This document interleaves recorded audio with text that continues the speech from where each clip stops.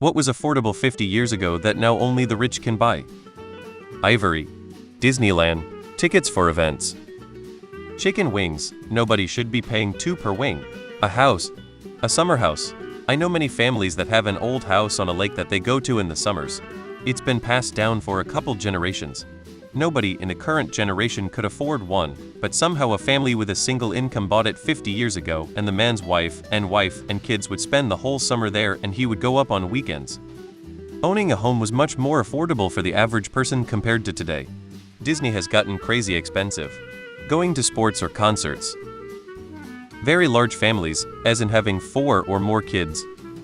Housing, education, most high-quality food, vehicles, etc. You can still get those things, but you will die in debt. Decent cocaine.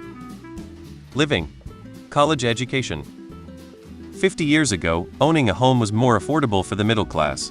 Today, skyrocketing housing prices have made homeownership a luxury accessible mainly to the wealthy, leaving many struggling to afford decent housing. A middle-income starter home.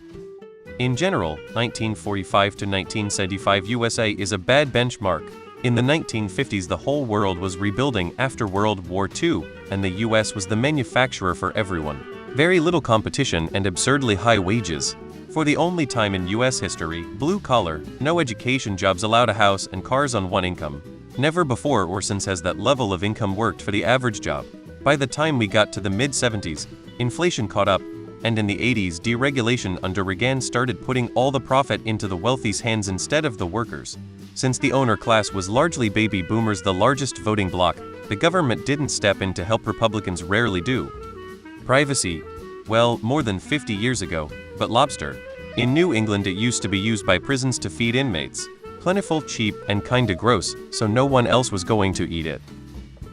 Everything cries in Ontario. Reasonable living standards. Edit. Apparently people aren't able to put the original question and answer together. My point is that having reasonable living by today's standards is something fewer people can afford compared to 50 years ago. The difference between living standards of wealthy and poor was far narrower than it is today.